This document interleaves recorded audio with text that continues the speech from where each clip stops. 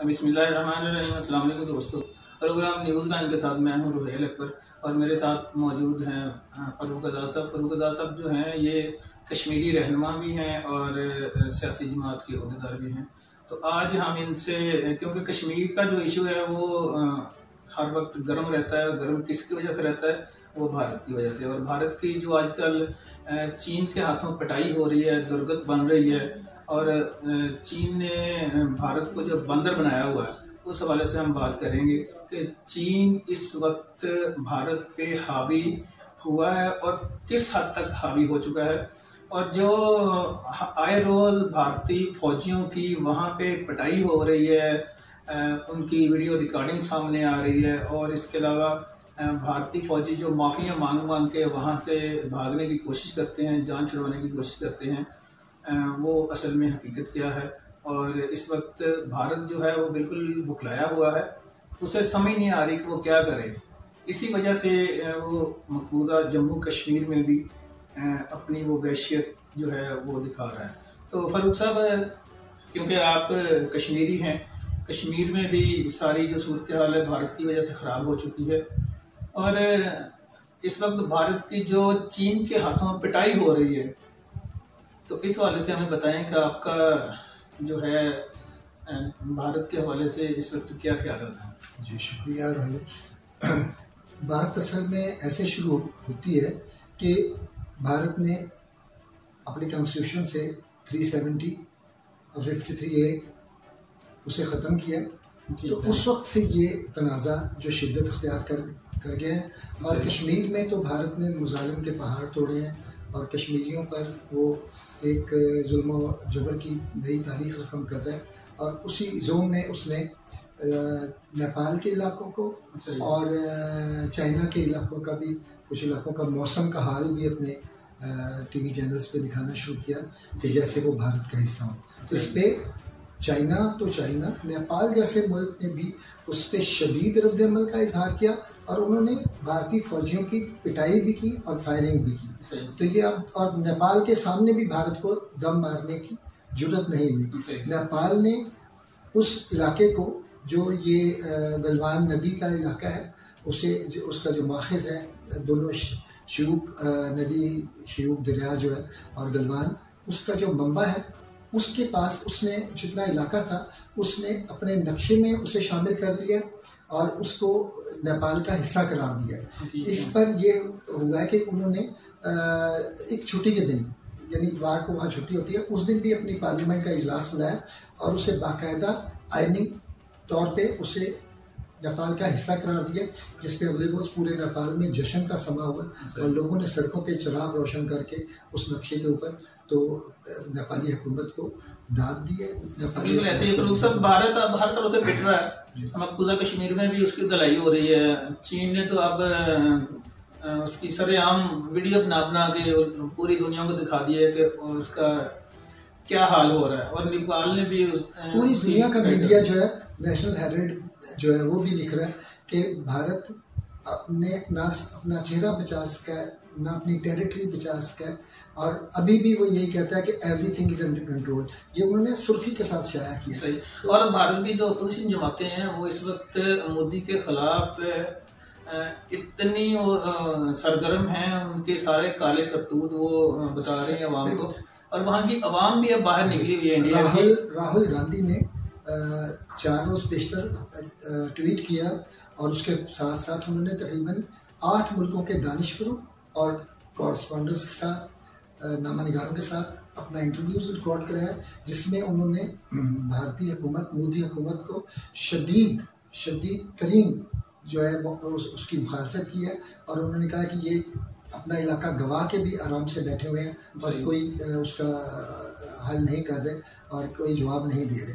तो भारत इस जवाब देने की पोजीशन में भी नहीं, क्योंकि भारत और चाइना की अगर हम अस्करी ताकत का मुआवजा करें तो भारत के पास ना वो टेक्नोलॉजी है और ना वो वेपन्स हैं। भारत के खिलाफ चाइना ने जब भारत ने बोफोर्स, जो स्वीडन की दूरमार तोपें हैं जो कि ये पहाड़ी इलाकों में नहायत इफेक्टिव होती हैं, वो जब लगाई तो चाइना ने उसके जवाब में T-818 जो उनका टैंक है, जो कि बर्फीले जगहों पर और पहाड़ों पर भी वो ले आया। और जब उसने वो टैंक उतारे तो भारतीय हुकूमत और भारतीय मीडिया ने वावेला शुरू कर दिया कि भारत ने ये 818 T-818 जो है टैंक्स जो है वहाँ पे उतारे हैं। और ये भारत, असल बात ये कि भारत जहारियत का इर्तिकाब भारत की जानिब से पहले हुआ है कि भारत ने उन इलाकों में अपनी सड़कें बनानी शुरू की, शियूक नदी से पार वो उन्होंने जाके तो वहाँ पे वो सड़क बनानी शुरू की, तो जो कि चाइनीज़ के कैंप्स का इलाका था वहाँ पे आए। तो फिर चाइना ने बढ़ के शियूक नदी और गलवान नदी, उसका जो धाना है उसका, उस पर उन्होंने आके तकरीबन उसके करीब वो कब्जा कर लिया। तो कल रात को जो झड़प हुई है भारत की, तो भारतीय फौज ही जो है वो उस इलाके को कंट्रोल हासिल करने के लिए रात की तारीकी में आगे बढ़ी है, जिसपे उनका एक कमांडिंग ऑफिसर कर्नल और 2 सिपाही जो मारे गए और बाकी फौज जो है वो भागी है। भारत और चीन के दरमियान एक समझौता हुआ था, उस समझौते के तहत भारत और चीन एक दूसरे पे गोली नहीं चला सकते थे। अब भारतीय फौजियों ने इल्ज़ाम आयद किया है कि जब वो गश्त कर रहे थे अपनी, तो चाइनीज़ जो आर्मी है उसने डंडों के ऊपर बाब मुड़वाया, खारदार ताने जो है लपेट कर, और उससे भारतीय फौज को मारा पीटा, जिससे उनका एक कर्नल। भारत की बड़ी बदनामी पूरी दुनिया में इस वक्त भारत की थू हो रही है। और इस अब ये बताएंगे मकबूजा कश्मीर में क्या सूरत हाल है, वहाँ पे जो भारतीय दरअंदाजी हो रही है वो अभी भी वैसे ही है, कम हुई है, बढ़ गई है? नहीं, वो भारतीय मीडिया भी कह रहा है कि देखिए कश्मीर में तो हम पाकिस्तान को बड़ा जवाब दे रहे हैं और करारा जवाब दे रहे हैं और हम जो दहशतगर्दों ने मारे हैं, लेकिन चाइना की तरफ हम चुप हैं। चाहे वो अब इंडियन मीडिया भी ये सवाल उठाना शुरू। और मैं बताऊँ आपको, ये जिस इलाके में ये जो अक्सर चीन का इलाका है, ये सारा इलाका, इसमें ये कश्मीर का ही हिस्सा है, जो एक माहदे के तहत सदर अयूब खान ने जिंगजोंग जो माहदा था, सिंकियांग माहदा जिसे हम कहते हैं, उसके तहत उसका कंट्रोल जो है चाइना को दिया था। और चाइना और पाकिस्तान के दरमियान ये बात तय पाई थी कि जब तक कि कश्मीर का हतमी फैसला नहीं हो जाता, ये इलाका चाइना के कंट्रोल में रहेगा। मैं समझता हूँ कि चाइना ने बहुत अच्छा जवाब दिया है भारत को। भारत जो अपनी सड़कें बना रहा था, जो एक डिफेंस लाइन तक ले आया था, और अब वो अब ये झड़प जो हुई है ना, ये रिसेंट जिसमें भारतीय फौजी मारे गए, ये उस इलाके से काफी दूर है जहाँ पहले झड़पें हो रही थी। वो इस वक्त कितना इलाका जो है चीन ने अपने कब्जे में लिया वो भारत का? इस वक्त जो है ना, ये इस चूंकि पहाड़ी इलाका है, तो ये फिंगर्स के जो सिलवटें होती हैं, पहाड़ी सिलवटें, वो जो पांगयोंग झील है ना, पांगयोंग झील, उसमें उसके ऊपर 7-8 फिंगर्स हैं, यानी 8 सिलवटें हैं, जिसमें भारत का दावा है कि 1 नंबर पहाड़ी से लेके और 8 नंबर पहाड़ी तक ये भारत का इलाका। जबकि चीन ने चूँकि नो मैन लैंड था, तो चीन ने जब पाकिस्तान और भारत की जंग हो रही थी कश्मीर में कारगिल के मास पे, तो कारगिल पे पाकिस्तान ने जब अटैक किया था, तो चीन ने बढ़ के वो उन फिंगर्स पे फिंगर 4 तक कब्जा कर लिया था। अब भारत की क्या सूरत हाल है? भारत में जो अंदरूनी इख्तिलाफात चल रहे थे, वहाँ पे LRG की तहरीकें चल रही हैं, और आने वाले दिनों में पता चल रहा था कि जी भारत में 1-2 नए जो हैं वो मुल्क बनने वाले हैं। बिल्कुल देखें ना, और वो जो LRG तहरीकें हैं वो बड़ा जोर पकड़ रही हैं। बिल्कुल देखें, सिखों ने भी अपनी तहरीक शुरू कर दी, अपनी करेंसी, अपना पासपोर्ट, अपनी एयरलाइन का ऐलान कर दिया पिछले हफ्ते। तो मैं समझता हूँ कि भारत जो है ये एक फितरी अमल है, टूटने की तरफ जा रहा है। और मैं बता दूँ कि जो फौजियों का जो मोराल है और जो उस हैसियत से फौजियों का जो उसके नंबरिंग की गई है, तो भारत की फौज नंबर 1 की बुज़दिल फौज के तौर पे जो है ना सारी दुनिया में उसको गिना जाता है।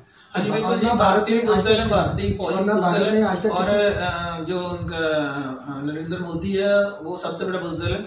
और मेरा ख्याल है कि ये इस बुज़दिल के होते होते ये सारा जो इंडिया का क्रियाक्रम होने जा रहा है। बिल्कुल ऐसे कि पाकिस्तान और चीन के पास भारत से ज़्यादा अस्करी कुव्वत मौजूद है, एटम बम ज़्यादा तादाद में मौजूद है।